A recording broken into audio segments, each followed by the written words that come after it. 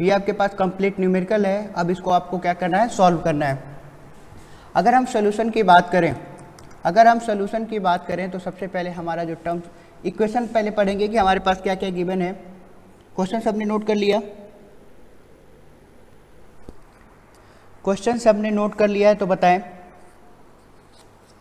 Initial cost of structure is 20 lakh rupees and the salvage value is 20,000 rupees. The design life of structure is 16 years. Then calculate the depreciation after 5 years. 5 साल बाद उस structures का depreciation कितना होगा। और अगर आप डेप्रिसिएशन निकाल सकते हैं तो 5 साल बाद उस बिल्डिंग का आप बुक वैल्यू भी बता सकते हैं। इनिशियल कॉस्ट माइनस 5 साल का जो डिप्रिसिएशन आएगा अलग अलग। तो अभी हमने इक्वेशन डिराइव किया था और इक्वेशन में हमने ये देखा था कि अगर हमसे डेप्रिसिएशन पूछ रहा है डायरेक्टली डेप्रिसिएशन पूछ रहा है आफ्टर एक्स ईयर बाद, तो क्या फॉर्मूला था, CI ब्रैकेट में 1 माइनस FDB पे पावर x, और x क्या है, आफ्टर कितने ईयर्स की बात पूछ रहा है इसमें। लेकिन यहाँ पे हमारे लिए ये टर्म्स जानना जरूरी है कि यहाँ पे जो FDB की वैल्यू है वो हमारे पास डायरेक्टली क्वेश्चन में गिवन नहीं है। तो सबसे पहले हमारा स्टेप ये रहेगा कि हम क्या करें, FDB की वैल्यू कैलकुलेट करें। तो FDB का वैल्यू कैलकुलेट करने के लिए भी आपको मैंने अभी डेराइव किया था इक्वेशन। वो इक्वेशन क्या था, 1 माइनस CS अपॉन CI पे पावर 1/n। 1/n मतलब n क्या है, टोटल कंप्लीट डिजाइन लाइफ कितनी है उस पूरे स्ट्रक्चर्स की। तो सबसे पहले हमारे पास जो गिवन डाटा है उस गिवन डाटा को हम लिखते हैं कि हमारे पास क्या क्या गिवन डाटा है। अगर हम गिवन डाटा की बात करें, हमारे पास है given data, initial cost given है हमारे पास 20 लाख रुपीज़। तो हम लिख सकते हैं कि जो CI है initial cost equal to 20 lakh. कितना है, क्वेश्चन के अकॉर्डिंग ये 20 लाख है तो हमने यहाँ 20 लाख बोल दिया। नेक्स्ट स्टेप है सैल्वेज वैल्यू जिसको हम CS से डिनोट करते हैं, ये है हमारे पास 20,000। कितना है, 20,000। इसके बाद जो नेक्स्ट स्टेप है, इसकी जो डिजाइन लाइफ है वो डिजाइन लाइफ क्वेश्चन के अकॉर्डिंग मेंशन है 16 ईयर्स। कितनी मेंशन है, 16 ईयर्स। अब अगर आपको ये 3 चीज़ें गिवन है तो इन 3 चीज़ों के बेसिस पे आप निकाल सकते हैं फिक्स्ड डिक्लाइन बैलेंस कितना आ रहा है। फॉर्मूला क्या था, 1 माइनस, अगर आप फॉर्मूला पीछे जाके देखें, CS अपॉन CI, और CS अपॉन CI पे जो पावर आ रहा था ये पावर आ रहा था 1/n। अगर ये वैल्यू आपको पास समझ में आ रही थी कि इस पे पावर जो है वो 1/n है, इस टर्म्स को और सॉल्व करें। इस टर्म्स को जब और सॉल्व करेंगे तो 1 माइनस CS की वैल्यू आप देखिए कितना है, 20,000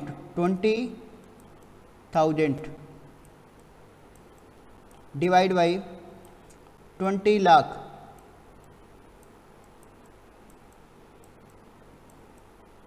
ये आपके पास वैल्यू आ रही होगी।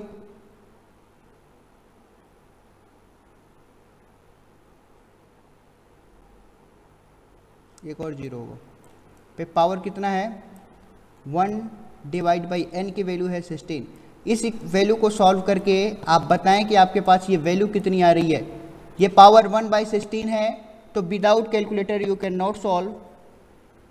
तो आप सबसे पहले कैलकुलेटर का यूज करें और ये हमारे पास फिक्स्ड डिक्लाइन बैलेंस कितना आ रहा है ये आप मुझे बताएं, क्योंकि जब तक आप फिक्स्ड डिक्लाइन बैलेंस नहीं निकालेंगे तब तक आपके पास जो नेक्स्ट स्टेप है डेप्रिसिएशन आफ्टर 5 ईयर्स, जो नेक्स्ट स्टेप है वो है हमारे पास डेप्रिसिएशन आफ्टर 5 ईयर्स। तो डेप्रिसिएशन आफ्टर 5 ईयर,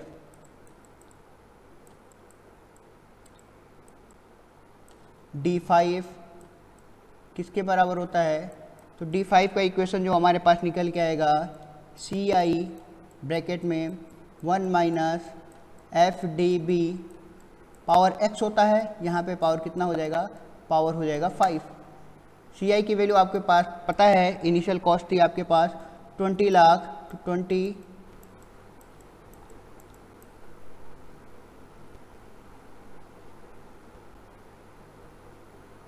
20 लाख हो गया, 10 टू पावर 5, यहाँ पे कितना था, ठीक है 10 टू पावर 5 ब्रैकेट में 1 माइनस FDB की जो वैल्यू आएगी वो वैल्यू बताओ पे पावर 5। FDB कितना निकल के आया, 20,000 डिवाइड बाई 20 0.2501, तो ये वैल्यू आ रही है 0.2501, अप्रॉक्सीमेट 0.25। अगर आप इस वैल्यू को यहाँ पे पुट कर रहे हो 0.25, तो वैल्यू कितनी आ जाएगी? तो ये वैल्यू आप बताओ कि ये वैल्यू 5 साल के डिप्रिसिएशन के बाद कितनी वैल्यू निकल के आ रही है। 5 साल में उस जो 20 लाख का स्ट्रक्चर बनाए थे उसमें 5 साल के बाद ही उस 20 लाख के स्ट्रक्चर में के मूल्य में कितनी कमी आ जाएगी, ये आप कैलकुलेट करके यहाँ से बताएं, जो कि अभी हम बात कर रहे हैं डिक्लाइन बैलेंस मेथड की।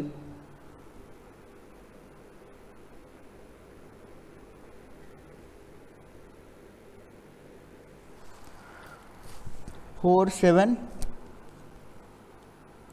टू क्या वैल्यू आ रही थी? 4742। सारे लोग आंसर वेरीफाई कर देना, अगर डिफरेंट आ रहा होगा तो बताना। 4742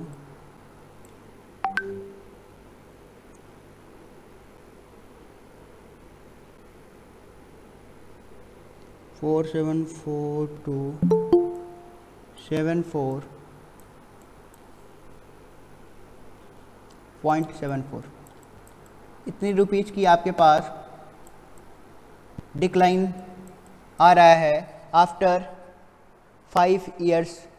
5 सालों के बाद जो उसमें है वो अप्रॉक्सीमेट आपके पास 4,74,000 की कमी हो गई।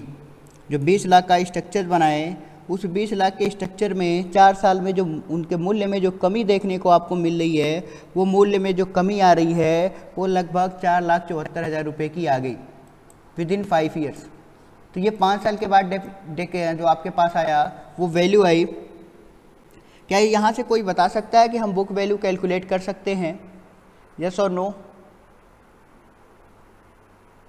क्या यहाँ से हमारे पास बुक वैल्यू कैलकुलेट हो सकती है?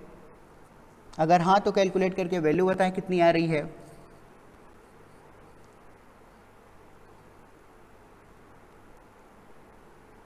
पाँच सालों के बाद बुक वैल्यू कितनी बचेगी?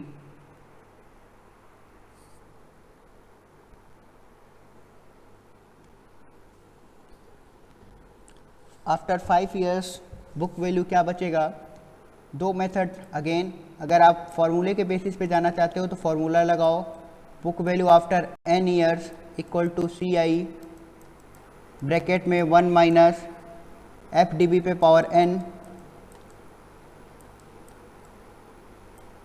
ये तो आपके पास इक्वेशन निकल के आया था इसका डिप्रिसिएशन का। या डायरेक्ट यहाँ से आप बुक वैल्यू निकालें।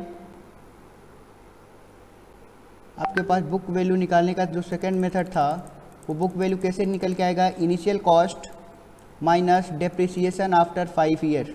तो यहाँ से इनिशियल कॉस्ट आपके पास 20 लाख थी और जो 4 ईयर का जो आपके पास डिक्लिनेशन निकल के आया था 5 ईयर का, वो अराउंड 4.7 के करीब, 4.5 लाख, 4.5 लाख के करीब आया था। तो जब यहाँ से आप दोनों को सब्ट्रैक्ट करेंगे, 5 साल के बाद डिक्लिनेशन इतनी वैल्यू आ रही है।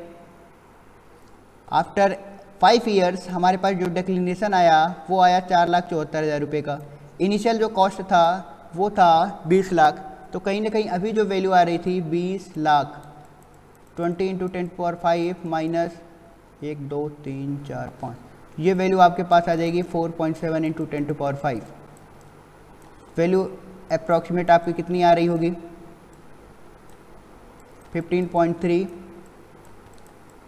इंटू 10⁵।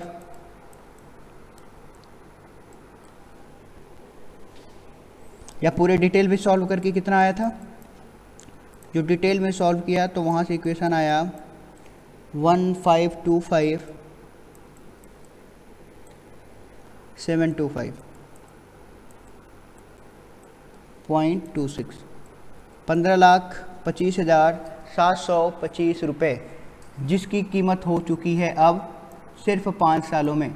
तो देख रहे हो कि 20 लाख रुपए लगाने के बाद भी 4 से 5 सालों में इसकी कीमत 15 लाख हो गई।